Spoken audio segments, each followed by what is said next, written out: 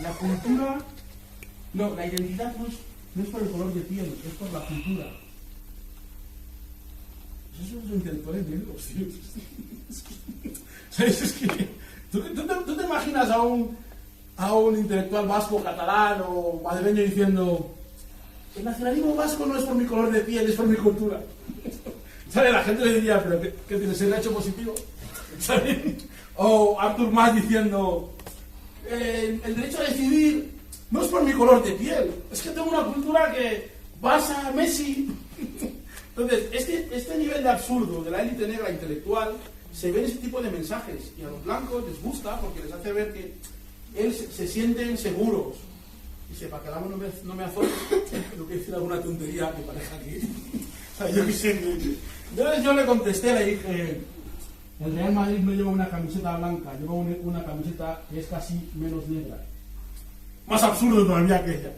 Para entrar en una cuestión absurda, tienes que tener en cuenta que los mensajes absurdos vienen de la tradición de bufoneo.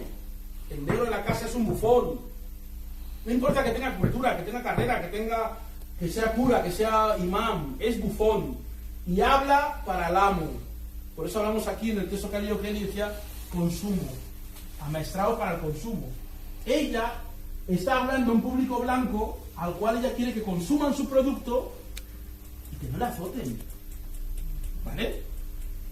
¿Y qué hacen esta gente? Si lo explicó Alarcón el sábado en el curso de militancia.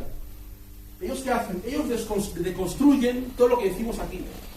Porque si nosotros decimos Black Power, ¿vale? Poder negro. Ella dice que multipower. Eso. Ella está diciendo que es multipower.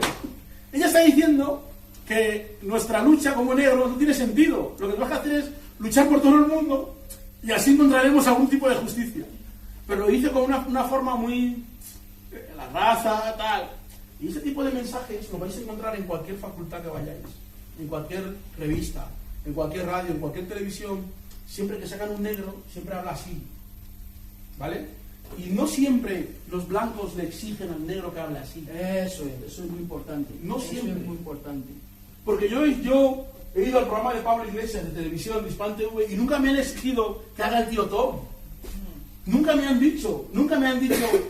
Pablo me ha dicho: Abuy, tú tienes que ser tío Tom, habla como un tío. No, nunca me ha dicho eso. Pero en cuanto traen a un negro de esos que viene de la facu, empieza: bueno, yo creo que aquí somos todos iguales, algunas cosas deberíamos mejorarlas. Claro, entonces ese es el problema. Cuando el alcalde de Parla vino a inaugurar el 5º Congreso y dio ese discurso que dio de pobrecitos negros, tal, la respuesta de la presidenta Kelly, ¿cuál fue? Pues que los negros tenemos las peores condiciones de vida, que los jóvenes negros lo pasan mal, la policía, tal. Pero ellos esperaban que dijera: hola, me llamo Kelly, estudio tercero de arquitectura, nunca he pasado, este país me quiere, estoy integrado. ¿Sabes? Macroracismo, sí, ¿cómo era? No, microracismo. Estoy en algunos temas de microracismo. Creo que entre todos debemos entendernos mejor, creo que cada uno tiene su razón. ¿Sabes? Ese tipo de análisis que son típicas del negro asustado, que ha sido azotado una vez y no quiere que le vuelvan a azotar. Entonces ya tiene aprendida la lección. Y constantemente trata de disuadir a los otros negros de cualquier cosa. Entonces la cuestión dialéctica fundamental, el discurso fundamental. La única diferencia entre el movimiento panafricanista y el resto del movimiento negro de España, solamente hay una diferencia. Es que el movimiento panafricanista tiene elaborado un discurso, tiene un discurso. El resto no. El resto van así, hablan un día esto, la mujer esta dice que el color, el otro dice, sale algo de... Hubo una señora que le dieron un Oscar o algo así, una nigeriana, un Oscar... Lupita Nyong'o. ¿Cómo? Lupita Nyong'o, de Kenia, ¿no? Sí. Y luego hubo otra también que... Entonces, esta tipa, me acuerdo... Sí, dio un discurso que era muy famosa en Sí, un Grammy, ¿no? Sí, un Grammy no, un Globo de Oro. Un Globo de Oro. Entonces yo me metí en las páginas de esas glamour, de pelo y todo eso, para ver qué coño era, porque quería saber, ¿no? Entonces empecé a escuchar su discurso y nosotros tenemos que tener una cosa que decía aquí Kelly, que no sé que lo ha dicho, ha pasado desapercibido, Pero tenemos que tener una actitud crítica frente a lo que dicen otros. No porque sean famosos tenemos que comernos todo lo que dicen, ni porque sean negros, porque eso es racismo. No apoyamos a la gente porque sea negra. Eso es muy, muy importante, porque cuando llega cualquier negro y dice cualquier payasada, y todo el mundo se lo empiezan a aplaudir y todo eso, ¿no? Berta Vázquez, toda esa gente. Decía aquí Kelly, cuya domesticada por la narrativa y la actitud eurocéntrica. La narrativa, muy importante la narrativa. Lo que llama el diario Mundo, llamaba el relato, ¿vale? Hay que tener en cuenta muy bien el relato. El relato de los negros que se enfrentan y que crean el panafricanismo, los negros que crean el panafricanismo, el relato es: let's escape, let's separate, let's run away. Any place is better than this. ¿Vale? El relato de los otros negros es: where you can find better food than this. Where you can find better food than this. ¿Dónde puedes negro must be crazy? ¿Dónde puedes encontrar mejor comida que aquí? Este negro está loco. ¿Dónde quieres ir? Esas son dos narrativas, ¿vale? Esas dos narrativas tenéis que conocerlas. Porque yo en cuanto me encuentro con un negro en la calle, en el metro, y hablo con él, un segundo sé cuál es su narrativa. Hey, ¿qué tal, brother? Hey, yo no soy tu brother, no te conozco, tío. Yo sé cuál es su narrativa, ¿sabes? No hace falta que estudiar mucho para saber cuál es la narrativa de la gente. Entonces, la narrativa es muy importante. Y los famosos, como esta mujer Lupita, con su discurso, no dice nada. Está repitiendo las cosas que el amo quiere que él escuche. Amo, tengo una carrera. Amo, soy guapa. Amo, he trabajado 20 años recogiendo algodón. Amo, tengo un coche. Amo, tengo hijos. Pero es que los blancos también tienen hijos y también sufren, también tienen coches, también trabajan 20 años recogiendo el algodón. Es decir, busca argumentos para que el amo le acepte. Es otra cosa que tenéis que apuntar. Estos, en contradicción a los cimarrones no apelan a la bondad del amo. ¿Vale? Nosotros no apelamos a la bondad del amo. Ellos apelan a la bondad del amo. Por eso van con su racismo, con Esteban Ibarra, con esa gente, van con ellos. Les buscan porque creen que deben demostrarle a Esteban Ibarra o a su racismo que ¿veis que no somos como Abuy? ¿Veis que no somos como Careva? ¿Veis que no somos como Alarcón? ¿Veis que no soy como Madis y Seba en Murcia? Tienen que mostrarle al amo que ellos no son como nosotros. Por eso buscan a su racismo, a Esteban Ibarra, organizaciones que durante 30 años no han hecho más que embolsarse los bolsillos a costa de nosotros y no han resuelto nada.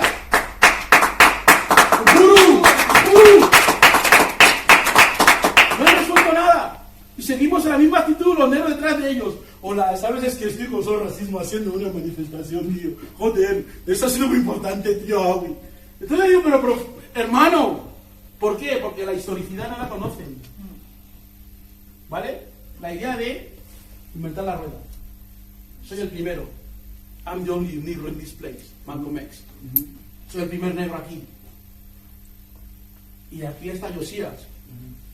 Antes de Josías había otros negros montando centros culturales. No somos los primeros. Ni yo soy el primero en hablar aquí, ni tú, ni nadie. Pero el negro de la casa cree que es el primero. Y el ser el primero le impide, voy abreviando, le impide unirse al resto de los negros. Y niega a los anteriores, niega a los referentes, al doctor Arcelín. La historicidad, juntarlo. La negación de la historicidad. Niega el proceso negro en España, niega las luchas negras en España, y él va a empezar todo de cero. Sigamos empujando. Sigamos empujando.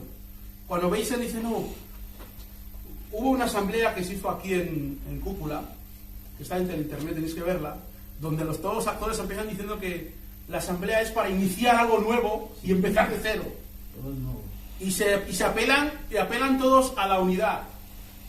Pero lo que hay que apelar es a la acción, la actitud. Porque un cimarrón y un negro en la casa se pueden unir, pero ¿para hacer qué? Para matar al amo, no para otra cosa. Pero si estos no quieren matar al amo, ¿para qué te vas a unir con ellos? ¿Entiendes? Entonces, cuando la gente apela mucho a la unidad, en el fondo no quiere unirse. Lo que quiere es saber si tú estás dispuesto a matarle, y en cuanto él sepa que tú estás dispuesto a matarle, se va a ir a buscar a quién, a Esteban Ibarra, a Sor Racismo, que son con los que se siente seguro, porque con vosotros se siente inseguro, porque sabe que ustedes están aquí, y él quiere llevarnos aquí. Uy, tenemos que negociar, uy, no podemos seguir así, esta gente nos da comida, mira, tiene un poco de plato de arroz para ti, a este le han dado 4 latigazos, si Alarcón también puede venir a comer, pero que no coma mucho, ¿sabes? Ese tipo de mensajes, ¿para qué? Para que nosotros constantemente estemos cuestionándonos lo que hacemos, y nosotros tenemos que tener claro nuestro proyecto y nuestro proceso.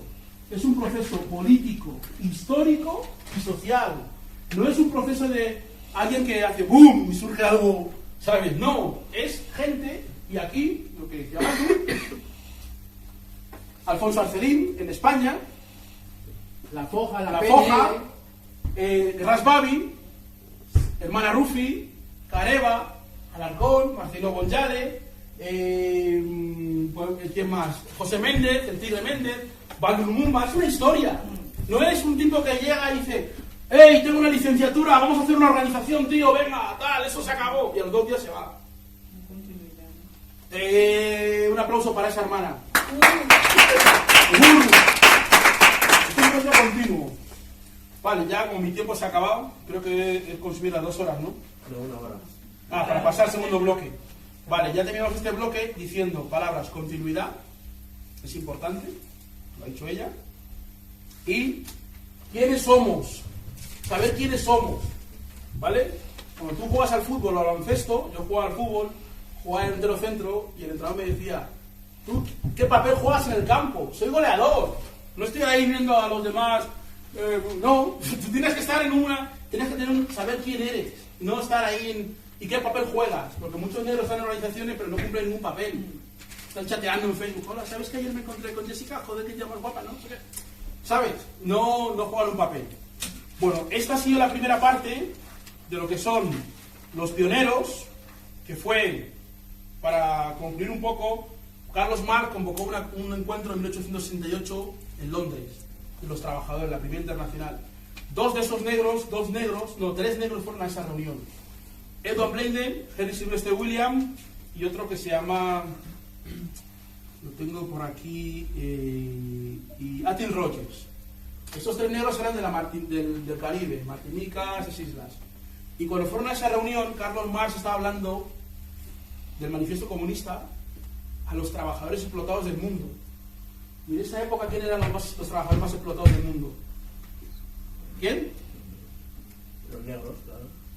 Y no figuraban en ese decálogo. Entonces, esas personas, cuando vuelven con esa fuerza, vuelven al Caribe y crean un periódico que se llama The Pan-African. ¿Vale? Ese periódico solo salió en 3 números porque luego fue prohibido por el colonialismo inglés, y es por eso, a partir de entonces, a todos estos cimarrones se les conocen como los panafricanistas, a partir de ese periódico. ¿Ok? Entonces, a partir de ese periódico que se les conoce a los cimarrones como panafricanistas, ¿vale? Después de esta reunión. Esos 3 vinieron, y uno de ellos dijo, más joven de todos, Henry Sylvester Williams, dijo: en el siglo XVIII es el siglo ¿de qué? Es el siglo de la raza, del color. No, el siglo de la es el siglo de la abolición, sino el siglo XIX. Y el siglo XX tiene que ser el siglo de la liberación. Y él convocó en 1900 el primer congreso panafricanista en Londres. Convocó a todos los negros o a todos los africanos de la diáspora o de África que vinieran a Londres para sentarse a hacer algo. Lo mismo que vamos a hacer los 19 de marzo, ¿no? Convocando a todas las mujeres a hablar de la reparación y a todos los hombres. O sea, con lo cual hay gente que ha hecho esto antes que nosotros. No somos los únicos ni los primeros, ni seremos otros. Es un proceso dialéctico, ¿vale? Hay una dialéctica histórica del materialismo histórico que se produce, que evoluciona. No es un negro solo que en Facebook inventa el mundo, ¿vale? Entonces, este señor, Henry Sylvester Williams, nos convoca en Londres. Ya entramos en la segunda, estamos entrando ya en el segundo bloque. Al convocarnos, y me incluyo, los incluimos todos, porque él convoca a los panafricanistas para comenzar, y quien patrocina el encuentro es el periódico de Pan-Africans. Que se conoce a toda esta gente como panafricanistas. Bien, entonces, Atkin Rogers y estos eran activistas. Date cuenta que en 1860 es la abolición de la esclavitud en Estados Unidos. Y en Cuba, es decir, Cuba es provincia española, es decir, en España, no será hasta 1898. Y en la provincia española de Guinea Ecuatorial será hasta 1959, no, 57, que se abole el patronato indígena. ¿Vale? Apuntarlo, el patronato indígena es una institución esclavista que había en África, en Guinea, instaurada por los españoles, primero por los indios de la América y luego llevada a África. Significa que los negros son menores de edad para siempre, tengan la edad que tengan. Y lo que trabajan, el blanco se lo guarda hasta que sean capaces de mantenerse por sí mismos, sean autónomos. Lo que aquí eran los CETIs, los Centros de Integración para los Inmigrantes. Efectivamente. Los centros de integración para los inmigrantes son eso. Patronato de indígenas. Ustedes son menores de edad. Y hasta que no puedan valerse por sí mismos, lo que ustedes trabajan yo lo guardo. Y con ese dinero, ¿qué hicieron ellos, los blancos? Cajas de ahorro, bancos. ¿Sabes? Construyeron bancos. ¿Entienden? Entonces, cuando estáis en clase de historia, tenéis que tener una visión no crítica, sino afrocentrada. ¿Vale? Lo que son las ONGs. Las ONGs de ahora. Patronatos de indígenas. ¿Qué son las ONGs? Son patronatos de indígenas que tienen ahí a los negros, a los inmigrantes, tal, y luego van a África, misioneros, ven unos niños y dicen, mira, Sonia tiene 4 dientes, joder, tía, no sé qué, no eres como los demás negros, eres diferente. Entonces empiezan a decir que los tutsis son superiores a los hutus. Y los tutsis se lo creen y empiezan a hacer la guerra a los otros. Crean el tribalismo a través de ese tipo de conceptos y crean esas ideas, ¿no? Por ejemplo, en el año 2007, creo que esto lo contó Alarcón, se convocó, la Unión Africana convocó en París un congreso mundial de la diáspora africana en Europa. Había como 2000 delegados, estuvimos allí, en un hotel súper lujoso, todos nuevos allí, en plan, ¿sabes? Y entonces, cuando se hizo la delegación en España para ir, las embajadas africanas, encabezadas por la señora Nossi Sope de la Embajada de Sudáfrica y el señor Pedro Cerrero del Partido Socialista, se pusieron de acuerdo para que la delegación de España se eliminara a los africanos de América Latina y de las Américas. ¿Vale? Y ¿a que no sabes quiénes aplaudieron? Los intelectuales africanos. ¿Sabes? Los intelectuales africanos estaban de acuerdo en que a los negros, a los africanos de América, de Panamá, de Colombia y de Ecuador les quitaran de la delegación española y fueran solamente los africanos nacidos en África o en España. Eso es un ataque directo al panafricanismo, porque eso es lo que hacía el amo, separar a los de la casa, a los que son más claritos, los que hablan otro idioma, con los tal. ¿Vale? Ese es el discurso del africanismo. El africanismo. Eso es el africanismo. Entonces, los africanistas, que conocéis, la escuela de africanistas, Ubuntu y todos estos profesores que veis que hablan de África y tal, están en eso. Ese es el africanismo. Están en eso. ¿Vale? Tenéis que escuchar cómo hablan, qué dicen, y tenéis que ir a esas charlas que hay en las universidades. Yo todavía flipo que hay negros que tienen asociaciones universitarias o políticas y les siguen invitando y les pagan. Les siguen invitando a que te llame hijo de puta a la cara y encima le pagas. Esos negros fingen que no conocen a gente como vosotros. No, Wiso, todavía no estamos evolucionados, tenemos que estudiar más. Es que todavía no... Entonces, ellos constantemente llevan este tipo de personas para que les digan eso. No es lo mismo... Es que un colombiano es lo mismo que un de Guinea. Es que un brasileño no puede ser igual que uno de Uganda. Comienzan a crear esa idea de tribalismo. Exactamente. Es un tribalismo. Exactamente. ¿Vale? Y entonces ves a los estudiantes colombianos o brasileños por la Complu. Es que yo soy diferente, tío. Entonces ves así por los pasillos, haciéndose diferentes, con tatuajes, con movidas como pensando que es diferente. Latino. Hablando de latino. Entonces, cuando tú te vas a Brasil, a las favelas, encuentras que los negros viven igual que en África. igual. Y cuando vas a Chocó, Colombia, viven igual, pero esas personas cuando llegan aquí quieren mostrar otra imagen, quieren mostrarse de otra forma y caen en esto. Entonces empieza a hablar de la investigación, el mito de la investigación. ¿Cómo una persona va a investigar a otra? Expertismo, experto en. La idea de investigación tiene que ver con la idea de cosificación. Tú investigas algo, no a alguien. ¿Vale? Algo, no a alguien. A alguien se le conoce. ¿Vale? Entonces es muy importante los conceptos que esa gente maneja. Voy a investigar a aquel. O soy un policía y ya es una ladrona, con lo cual investigo. O no es mi amigo. Investigar a alguien tiene un concepto de agresividad, de violencia, de cosificación. Y la academia, los antropólogos, instauraron la antropología en el siglo XIX para estudiar los pueblos inferiores. Y la sociología para estudiar los pueblos superiores. Vale, entonces, los antropólogos hoy en día, ¿a quién investigan? Si no, ya no hay esclavitud. La patera, los inmigrantes. Por eso veis que todos los estudios de antropología son de inmigración. Nunca hay un estudio antropológico sobre la sociedad blanca madrileña. No, porque saben, no son tontos. Es un estudio sociológico. Armando de Miguel, hemos investigado el madrileño medio consume alrededor de 50% del Producto Interior Bruto.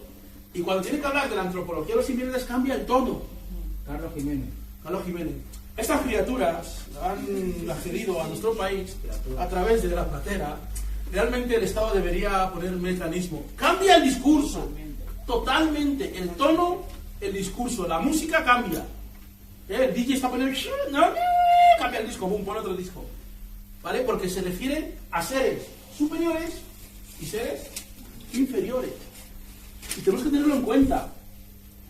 Cuando Bestringe, la Facultad de Ciencias Políticas, habla a los estudiantes sobre África y los negros, les habla desde la inferioridad.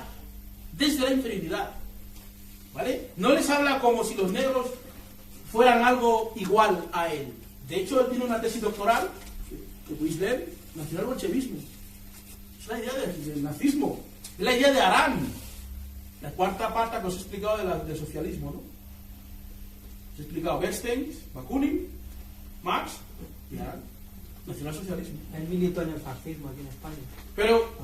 Pero aparte de su militancia, los estudiantes negros que están en clase, ¿qué hacen? Sí, bueno. ¿Qué hacen? Ese es el problema, no es Bestringe. Bestringe no es un problema, porque como Bestringe hay millones. El problema son esos estudiantes que sus madres fregan suelo, se prostituyen para que vayan a la universidad y cuando llegan aquí dicen, ay, Saúl, estoy integrado. Es lo que has dicho de la aptitud con P. La aptitud con P. Es la aptitud. Entonces, para continuar con el tema del bloque, las resistencias en el interior de África, de eso va a hablar DJ Mola el próximo día. Voy a tocar el tema de los pioneros y el fundamentalismo africano que antes lo hablé, ¿vale? Así vamos tocando. Frederick Douglass, lo conocéis, hay un libro suyo, podéis buscarlo en Capitán Swing, Interior Capitán Swing, ¿vale? Su biografía. Muy importante, todos los líderes negros escriben autobiografías. ¿Por qué? Amanda, ¿por qué escriben todos los líderes negros biografías?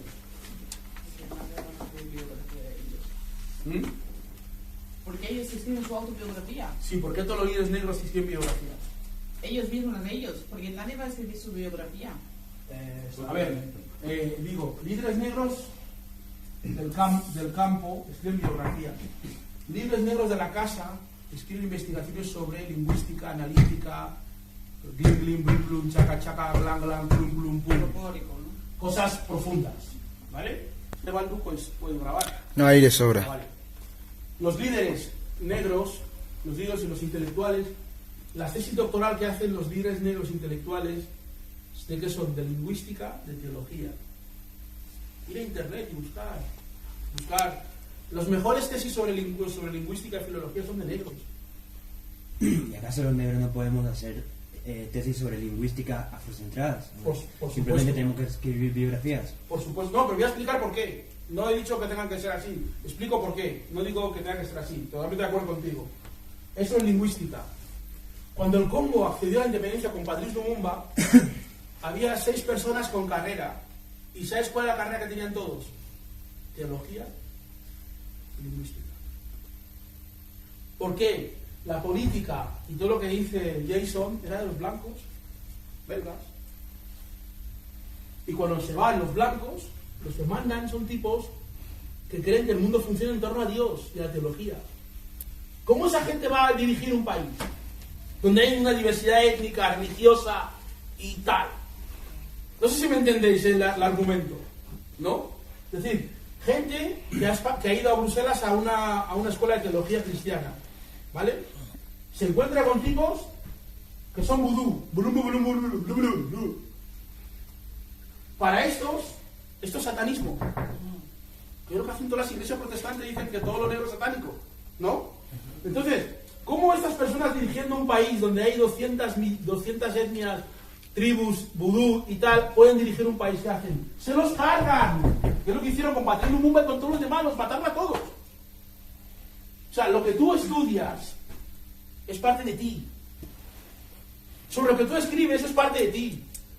Y si una persona se dedica a escribir novelas de terror, es más fácil que mate gente antes que tú. Porque es parte de lo que él sabe. Y los negros que hacen todo el día investigaciones sobre lingüística, cuando tú te encuentras con él, no, Abuy, se dice croissant, no croissant. La película de Spike Lee, ¿no? ¿Se acordáis de Bundesliga? ¿Cómo se llama el protagonista? Ron de la Croix. Que es Spike Lee, se quiere reír de estos negros, ponerle un nombre pomposo francés. Y cuando alguien quiere pronunciar algo, el propio negro habla mejor catalán que cualquier catalán blanco. Y cuando nos juntábamos en Barcelona, en las clases de inversión lingüística, tú decías, bon día. Y dices, no es bon día, es bon día. El negro se pone en ese plan, porque eso es lo que él desea, porque eso permite que el amo no le azote. Volvemos a lo mismo de antes. En la medida en que nosotros estemos discutiendo cómo se habla alemán, cómo se habla inglés, cómo se habla portugués, si el portugués es de Brasil, el portugués de Portugal y el de Brasil es mejor, son distracciones para que no entremos fundamentalmente en quién es el enemigo real. Entonces, a tu pregunta de que cuando un negro escribe su propia... No, la pregunta es, ¿por qué los negros militantes escriben biografías? Es una pregunta para todos, todo el mundo puede contestarla. Yo creo que hace referencia más a esa actitud de decir... ¿Por qué los negros militantes escriben biografías? Se autoconceptualizan. Comparten conciencia, algo que compartimos con nosotros. No había Facebook antes. ¿Cómo compartían las cosas? Claro, no había novelas. ¿Vale? Si yo hago una tesis doctoral sobre la lingüística española del siglo... Hay un señor que se llama... lo conoceréis, Bonio Fogo. Sí, Bonio Fogo cuentos. es un negro camerunés cuentacuentos con el que estudié en la Universidad Autónoma. Un tío majo, buena gente, lo conozco. El mejor cuentacuentos africano que conozco, Él hizo su tesis doctoral sobre la literatura peruana. ¿Vale? No riáis, coño, ¿qué pasa? No puedo hacer ahí la literatura peruana. Entonces, ¿qué significa eso? Claro, cuando en clase discutíamos sobre la cuestión negra, él siempre se refería en función de lo que él ha estudiado. ¿No sé si me entiendes? No había forma de hablar con él en términos de negro a negro. Eso es. Y eso es lo que hacen esta gente, se escapan siempre a un campo del estudio y siempre se sienten aludidos en lo personal. Yo no he hecho eso, a mí no me digas eso. Yo no sé. Entonces no hay forma de tener ningún tipo de espacio común, porque cualquier cosa que dicen se sienten atacados, se sienten victimizados, se sienten atacados porque saben que están aquí. Si ellos estuvieran aquí no se sentirían atacados. A mí que Aliu o Kelly o Adrison o cualquiera me diga algo, yo no me siento atacado, porque yo estoy aquí. Pero ellos al estar aquí, cualquier cosa que diga se sienten atacados, salen, es como, yo no soy... Entonces comienzan a hacer análisis en función de lo que han estudiado, de cómo tienen que ser las cosas, no de cómo son, sino cómo deberían ser. Marcus Garvey tiene un texto que dice, You might be do this. Tú deberías hacer esto. ¿Vale? Y eso lo vemos mucho en África, con los gobiernos africanos, los embajadores africanos. Cuando, durante la organización del quinto congreso, el doctor Kenneth se reúne con algunas embajadas africanas, entre ellas la de Ghana y tal, para pedirles apoyo económico para el congreso, y le dicen, hombre, deberíais tratar de... deberíais... Todos saben dónde deberíais, nadie dice, yo voy a dar o algo, deberíais. Porque el deber ser es un marco abstracto donde ellos no tienen... Ellos están aquí, ellos no quieren decirte que no. Pero lo que quieren es crearte a ti confusión interna en tu propio entendimiento. ¿Vale? Porque ellos, antes de ser diplomáticos, han sido inmigrantes, han estudiado en Europa. Y saben perfectamente de qué coño estamos hablando. Lo saben. Entonces, cuando el embajador de Sudáfrica convoca la cena, llama a Simón. Entonces, después del congreso, Simón y la otra le van y dicen, ¡Amo! Y la gente está hablando muy mal. ¡Amo! Tenemos que hacer algo. ¡Mata a este hombre! ¡Míralo! ¡Ellos, mucho problema! Como dice, entonces, Tom, convócame a los esclavos buenos. Nos juntaremos con ellos, traeremos a un cura de la iglesia de San Paul, en Washington, bendecirá todo y acabaremos con esos cimarrones. No, amo, tengo una idea mejor. ¿Por qué entre ellos nos sacamos a los esclavos más jóvenes? Podrían servirnos. Entonces, cuando Simón comienza a mandar cartas, a llamar a la gente, pensando que esos esclavos jóvenes son estúpidos, que no tienen conciencia de lo que están haciendo. Entonces, esas escenas se van a repetir. Os he contado lo de Panamá, Luis Alberto Alarcón contó lo de Panamá, cómo la CEGIP me excluyó a mí por ser africano de África, de la conferencia de Panamá, y la Unión Africana, o la Embajada de Sudáfrica, en concubinato con el perverso Pedro Cerolo, que en paz descanse, excluyeron a Luis Alberto Alarcón, o lo querían excluir a los africanos de América para la conferencia de París. Es siempre lo mismo, ¿vale? Siempre van a tratar de dividir, ¿vale? Entonces, al final, Luis Alberto Alarcón y otros negros, otros latinos negros, como Rafael, como otra gente, pudieron ir a París porque hubo que hacer una medida de fuerza. Y para la única forma de hacer una medida de fuerza es tener un movimiento político, organizado, no intelectual. Se escribió al señor Thabo Mbeki, y la carta que se escribió a Thabo Mbeki fue publicada en más de 100 periódicos de Sudáfrica. Y se le llamó al orden desde el propio gobierno al embajador. El Alto Consejo de las Comunidades Negras también. Entonces, eso es un ejemplo de cómo esta realidad siempre ha existido. La contradicción fundamental, la casa y el campo, siempre va a existir. Y al igual que nosotros, los que estamos en el campo, tenemos conciencia de ser, la gente que está en la casa también tiene conciencia de ser. Y también son intelectuales, y también son listos, y también trabajan, y defienden su proyecto. No penséis que porque están en la casa son estúpidos. Para nada. Y no les subestiméis, como hacéis mucho. Ah, no, si el chico no sabe. Los cojones no saben. Por eso mataron a Martin Luther King, por eso mataron a Patrice Lumumba, por eso mataron a Tomás Sankara, porque no sabían. No saben tanto que los acaban matando. ¿Me entiendes? Las personas que fueron a hablar con el FBI, con John Edgar Hoover, fueron William Dubois y su gente. Se reunieron con el gobierno, con la mafia italiana, con el Partido Comunista, para que el gobierno encarcelara y expulsara a Marcus Garvey de América. Así fue. ¿Por qué? Porque Marcus Garvey representaba para ellos su propia negación. Exactamente. ¿Qué significa? Soy negro de piel clara, he estudiado en Harvard, tengo un doctorado, soy rico, pero nadie me sigue. Y un puto negro de mierda viene en patera de Jamaica, gordito, negrito, de 1,20, monta una tontería y vienen 1 millón de personas. Entonces el amo me llama y me dice, oye Kelly, ¿tú qué haces? Si resulta que mira lo que está pasando, controla esa cosa. Y Kelly dice, no amo, yo no puedo controlar, esos negros leen la Biblia por su cuenta, ahora ese Garvey tenemos que expulsarlo. Entonces ¿qué hacen? Hacen una comisión, se juntan con la mafia italiana. Lo que habéis, las películas de Al Capone, ¿habéis visto la película de Al Capone? Cómo Al Capone y los demás mafiosos italianos se hacen con propiedades, porque se las quita el movimiento negro a Garvey. Y se infiltra también en el movimiento. Y se infiltra. ¿Y cómo los policías negros obtienen trabajo en América cuando no tienen trabajo? ¿Por qué se crean unidades de policías negros cuando no se permitió a los negros ser policía? Para acabar con el movimiento de Marcus Garvey y hay que infiltrar gente. Son los primeros negros que se van a la policía así. Los que vienen dando tarjeta a la gente en los eventos. Los eventos, la gente que vienen y te dan tarjeta, oye, mira, yo soy este. La típica gente cuando estás en un congreso viene y dice, hola, yo soy tal, toma, tenemos una asociación. ¿Sabes? Toda esa gente vienen siempre mandados para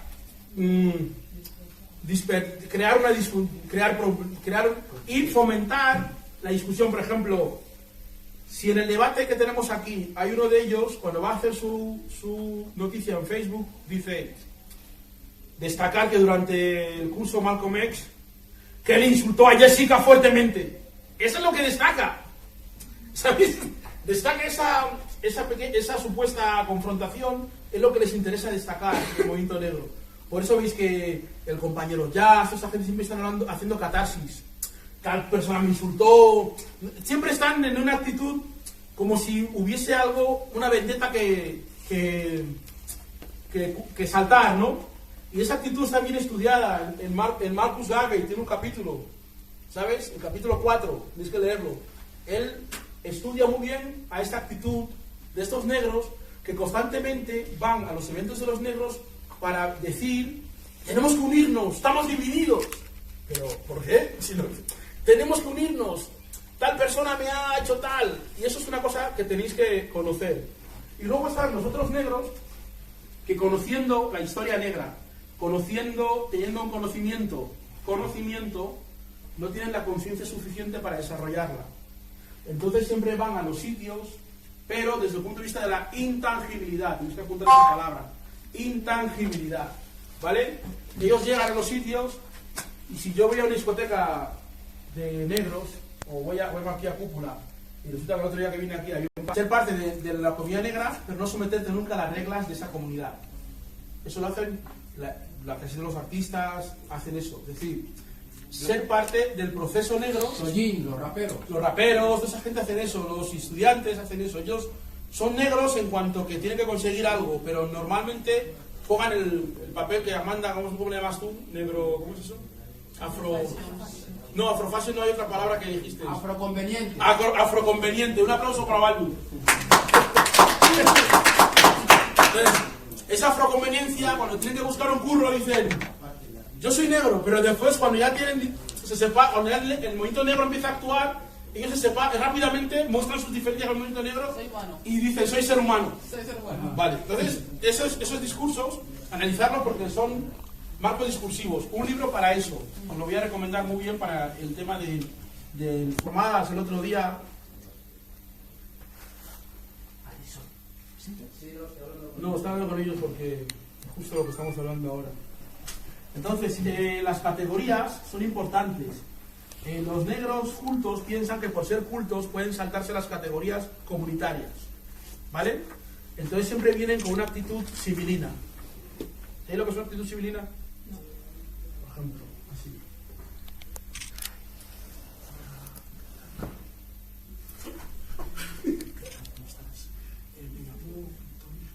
¿Sabe? Como es una actitud de miedo y al mismo tiempo, ¿sabe? De civilina, de tipo serpiente, ¿no? Esta actitud les permite infiltrarse en las organizaciones negras y destruirlas desde dentro, porque la gente les ve como personas inofensivas, ¿vale? Porque si tú vienes diciendo ¡eh!, la gente te va a dejar entrar. Tienes que venir con una actitud de... Entonces, una vez que ellos infiltran el movimiento negro, lo que hacen es estudiar sus contradicciones y sus fallos. No estudian el movimiento negro para arreglarlo, sino para justificar el por qué están aquí. ¿Vale? Entonces comienzan a decir, sí, todos somos... tampoco es que lo que tal, porque realmente no se trata de que nos dividamos entre blancos y negros, sino que empiezan a decir palabras y buscar siempre la contradicción fundamental. Y otra cosa, eso tiene que ver con la cuestión del autorreconocimiento. Los panafricanistas, en el inicio, cuando Marcus Garvey y Paul Box y Dos Mohamed Ali fue el maestro de Marcus Garvey. Dos Mohamed Ali fue un empresario nigeriano, o sea, sudanés, afincado en Nigeria, en Londres. que en 1900 creó un periódico que se llamaba African Orient Express, Ajá, sí. que era el periódico africano más importante del año 1900. Y Marcus Garvey, cuando fue a Londres, dirigió ese periódico. Y fue en Londres donde Marcus Garvey entró en contacto con todos los estudiantes, movimientos africanos que estaban aquí. Marcus Garvey nunca llegó a pisar físicamente África, ¿vale? Eso rompe otro mito de los negros intelectuales en internet. Hay un tipo ahí que discute mucho con Berber, ¿cómo se llama? Andrés. No debemos luchar aquí, tenemos que irnos a África a luchar, en Babilón, tal. Entonces ellos, esa idea de que cuando esté en Guinea, cuando esté en Angola, ya lucharé. Pero esas personas cuando llegan a Guinea se hacen parte del régimen de dictadura, nunca luchan, ¿vale? Entonces Garvey, sin haber pisado un pie en África, fue reconocido como el africano más importante de todos los tiempos. ¿Qué significa eso? Que tú no necesitas ir a lavapiés para saber cómo viven los negros o los inmigrantes. Tú tienes que, no necesitas ir a Brasil o a Colombia, puedes luchar por África desde tu casa, desde tu barrio, desde tu comunidad. Por eso veis que esta chica Débora y toda esta gente de Valencia, Ken, siempre dicen, no, es que en Londres hay no sé qué, y en su barrio hay una mani de los sin papeles, pero está hablando de la de Londres, porque eso se llama turismo revolucionario, eso le permite escaparse de la responsabilidad de estar en el quilombo, ¿vale? Y Marcus Garvey, estando en Londres, conocía a esa gente, y antes de ir a Londres, Marcus Garvey recorrió Panamá, Bolivia, Ecuador, Venezuela, Costa Rica, Brasil, todos esos países, viendo, no fue a esos países para ir a la Puerta del Sol y hacerse una foto como hacen esto en el museo, ¿cómo se llama? Museo Thyssen, ¿sabes? Viviendo con los negros, cómo vivían los negros, y él se dio cuenta que en todos esos países los africanos vivían una mierda. O sea, es una cuestión global. No aprendió la globalización en una asamblea del 15M. No se me entiende. Lo aprendió porque vio que los negros en Colombia, en Ecuador, en Costa Rica, en Panamá vivían. Por favor. Voy a cortar ya para que hagamos las preguntas que se han quedado. Marcus Garvey trabajó. Sí, por favor. Marcus Garvey trabajó en todos esos países para conocer las condiciones de los negros. No se fue a Londres para estar en Piccadilly Circus y decir, oh, Peckham, ay, qué tío, qué gente, nigerianos, qué asco. No hizo eso. La mayoría de nuestra gente cuando va a esos países, y aquí, Jessica, cuando fuiste a Lisboa, ¿a que no fuiste a Amadora? Fuiste a Amadora, vale, y fuiste a Santa Filomena, donde están los negros del gueto. Entonces te diste cuenta que había otra realidad de negros de Lisboa, ¿no? Sí. Vale. Entonces, Marcus Garvey le pasó eso. Cuando estaba en Londres, conocía negros de Namibia, de Guinea, de Senegal, de Angola, que venían con el tema de la colonización. Daros cuenta que en los años 1913 fue cuando se estableció la Conferencia de París. La Conferencia de París permitió el reparto de África. Entonces, una persona individual con dinero, como podía pedir un espacio para colonizar. Tú pagabas un dinero al Estado, el Estado te permitía colonizar África. Casi todos los que podían hacerlo eran curas. Las órdenes religiosas podían hacerlo. Los bancos, las empresas podían hacerlo. Y Marcus Garvey quería que le dieran un permiso en Liberia. ¿Vale? Entonces, cuando él conoce a todas estas personas, él establece el principio fundamental, African Fundamentalism, muy importante. Leerlo, leerlo porque eso es importante. Porque eso no lo establece Marcus Garvey del día a la noche. Es por la relación que tiene con todos esos negros que vienen de África. Y va viendo que toda esa gente tiene el mismo problema. Que es que son sujetos coloniales. Aunque uno tenga el pelo así, otro sea así, otro lleve dreadlocks, tienen un mismo problema. Y luego Marcus Garvey conoce a un señor que también, Booker T. Washington, apuntarlo, su libro se llama, en español, Mi vida de negro, ¿vale? En inglés es From the Slave, pero en español es Mi vida de negro.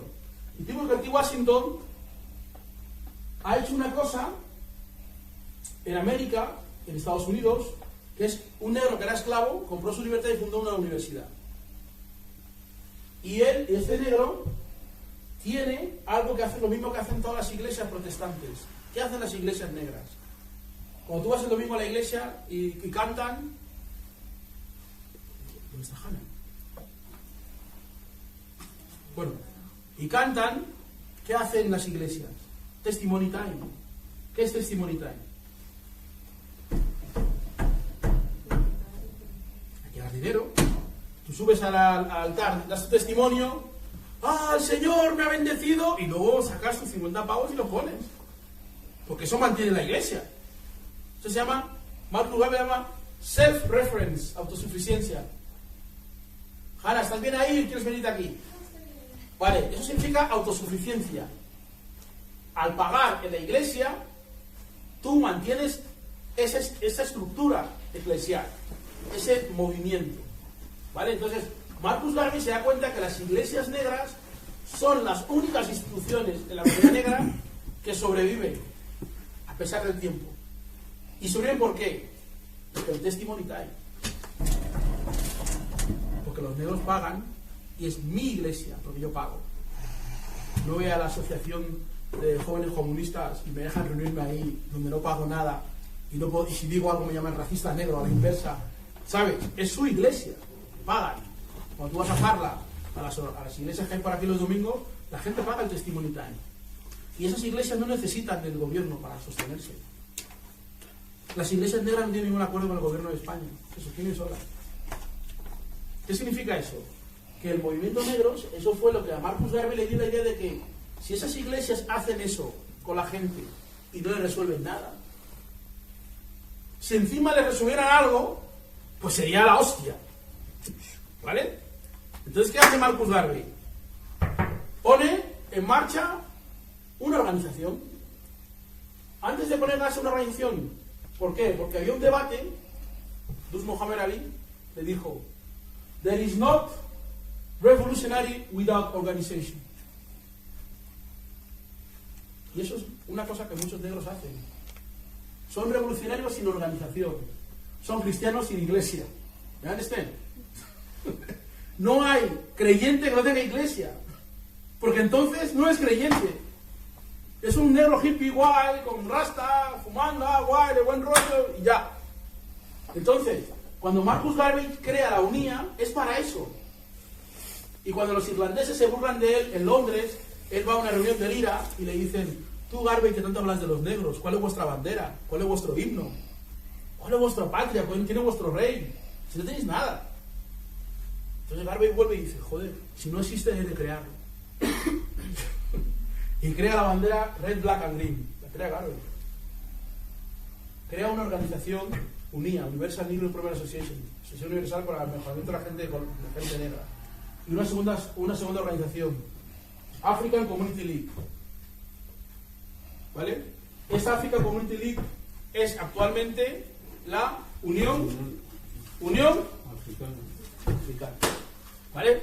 Eso es de 1915. Tenéis que ver que lo que vosotros estáis haciendo aquí tiene impacto en el futuro. No penséis que va a venir un Bulli o Justo Boletti a hacer lo que ustedes han hecho. Ellos no van a hacer eso. Ustedes son los que están haciendo la historia, no ellos. Ellos se limitan a escribir lo que ustedes hacen. Por eso los líderes negros escriben biografías, porque esas biografías hacen ver a los negros que lo que yo he hecho tú también puedes hacerlo, sin tener que pasar por ese rollo de testimony time. ¿Ok? Entonces, el testimony time, cuando Marcus Garvey crea todas esas cosas y dice que tiene que hacerlo, crea un movimiento basado en una autosuficiencia, o, como dirían los anarquistas, autogestión. ¿Vale? El movimiento negro que crea Marcus Garvey se diferencia del de William Du Bois, porque el movimiento negro de William Du Bois, que es un intelectual de los más grandes que hay, pero depende de la casa del amo. De los judíos. Depende de los blancos, del poder, a nivel conceptual, a nivel económico y a nivel político. En 1918, cuando Marcus Garvey hace una gira por Estados Unidos, en el 1915 hay una matanza brutal en San Luis de negros. 23.000 negros fueron asesinados en Estados Unidos en una racia, un ataque de blancos contra negros en diferentes ciudades. Niños, mayores. Y entonces, frente a ese hecho, William Du Bois la NAP convoca marchas en silencio con velas. Eso es racismo, Esteban Ibarra. Non-violent. Non-violence, aquí el inicio de non-violence, Martin Luther King. Y Garvey convoca marchas ruidosas. Coño, Con su guardia personal se enfrentó al Ku Klux Klan. Su guardia. como nos han matado, encima no podemos hablar. O sea, matan a Mervein y yo tengo que ir en silencio por la calle. Para demostrarle a su racismo de que no sé cómo voy. Non-violent. ¿Tú me entiendes? Matan ¿cómo eres tú? Sergio. A Sergio, y yo digo, claro, como mata a Sergio, mejor no piensen que soy un radical. Whistle of the Come. Vamos a cantar Whistle of the Come, que es lo que cantaban los de Martin Luther King. Venceremos, claro. ¿Venceremos a quién? Si no luchamos. I have a dream. Tengo un sueño, I have a dream. Toda esa retórica de Martin Luther King y de los Negro House empieza aquí, con Dubois. ¿Vale? Con la idea de que, frente al mal del enemigo, lo que tenemos que hacer es ignorarle. Por eso muchos negros dicen, no pongas a su altura. Ese tío está loco. Enséñale la otra mejilla. Enséñale la otra mejilla. Es que me insultó, pero es tonto. Las dos almas del negro. Las dos, eso. Eso es muy peligroso. Aquí está Addison, cuando fuimos al acto de Riguata, en Fuenlabrada, uno de los chicos de Riguata dijo que un compañero suyo le había llamado, le había dicho en clase, No, que los negros no pensaban que los negros eran tan listos. eran listos, porque ese chico de Riguata sacó la máxima nota en clase, sacó un 10. Y entonces el compañero blanco se acercó y le dijo, yo no pensé que los negros eran tan listos. Y el chico de Riguata luego le explicó a los que estábamos ahí diciendo que, ya, pero no quiso insultarme, realmente fue una cosa cariñosa. Y sin embargo, cuando habló de una acción que le hizo un fan, dijo que era algo que sí quiso insultarle. ¿Entiendes? La idea de que los negros piensan de que esas cosas siempre quiere, digamos, ¿cómo se dice eso en castellano? Liberar, o disculpar, o, ¿cómo se dice? Perdonar, proteger al amo. Un tipo te viene y te dice que no pensaba que los negros eran tan inteligentes después de que sacó un 10, y tú dices que él no tenía intención de ofender. La subjetividad. La subjetividad, efectivamente, intencionalidad. Pero si te lo digo yo, que soy negro, es que uy, tío, que tío, macho, es que esa gente de Foja, siempre igual, tío, por su culpa estamos como estamos. Pero al blanco, que le ha ofendido, no le dice nada. Pero a mí, que soy su hermano, es capaz de matarme. ¿Entiendes? Es capaz de romper cualquier intención de unión conmigo para aliarse con el que le ha ofendido, porque a mí no me puede perdonar nada. ¿Vale? Eso empieza aquí, con Dubois. Dubois tiene este pensamiento. Entonces, Dubois representa la élite negra, de piel clara, El la ego, burguesía, la supremacía. la burguesía, El ego. los negros ricos, los negros hechos a sí mismos, los negros con títulos, los negros con formación, que es el primer negro que ha sido un doctorado en Harvard, en 1900. Ojo, no quiero quitarle méritos intelectuales porque los tenía. Pero ¿a quién representa? Public Enemy, what you represent. ¿Vale? No es a quién tú representas, no es lo que tú eres. ¿Vale? Sí, apúntalo y ahora voy a parar para que ya hablemos todo, porque ya paro y entramos en la de esta porque ya queda poco tiempo. Entonces, y Dubois representa a un sector, un minuto más, a un sector de la sociedad negra que existe. No nos engañemos, existe. Sociedades secretas que están... Existen, sí. Existen, esas sociedades existen. Son masones, son sociedades secretas, masones negros. Y no solamente existen en España, existen en Brasil, en Colombia, en Guinea, en Senegal, en Mauritania, en China, en Japón, en Júpiter. Los negros de la casa. Existen. Si vienen los marcianos, hay marcianos de la casa. ¿Vale? O sea, no hay marcianos, todos los marcianos son iguales. Es una cuestión de clase. Y esa gente, el Estado les paga para mantener a los negros calmados. Para que los negros no hagan nada. Y entonces resulta que el Estado se da cuenta de que un negro de mierda jamaicano, bajito, que no mide más de 1,50, gordito, que encima habla con acento jamaicano de How are you, my friend? How are you? No habla como estos de Dubois. I speak in English very good, ¿sabes? Habla, entonces, y que a ese negro le siguen millones de personas, no solamente en Estados Unidos, sino en Colombia, en China, en África y tal. Y que Pues, quiere recolonizar una parte de África para los africanos, Liberia. efectivamente. Entonces, eso al Estado es un problema para el gobierno. El gobierno no puede permitir que un negro de mierda llamado Luis Alberto Alarcón venga de patera de Colombia a exigir aquí la reparación y la PNL. Un referente. O que Alfonso Arcelín, un negro de mierda haitiano, venga aquí a decir que sacan a un negro del museo cuando los negros guineanos, congoleños, senegaleses y angoleños están durmiendo. No puede permitir eso. Eso tiene que acabarse. Y la mejor forma es buscar siempre al negro de la casa. Todos los golpes, todo lo que vosotros veáis de contradicción con el movimiento panafricanista en España, los problemas que os plantean, no son problemas, no vienen nunca del amo. ¿Saben lo que hacen? El amo no plantea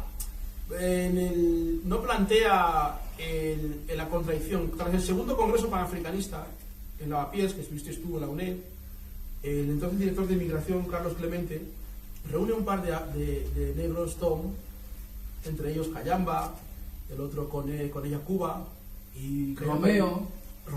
Cayamba dice: amo, yo puedo matar a Bui, de verdad lo mato, amo, dame fuerza. Les dieron 150.000 euros para montar una federación que se llamaba Federación de Amigos de África.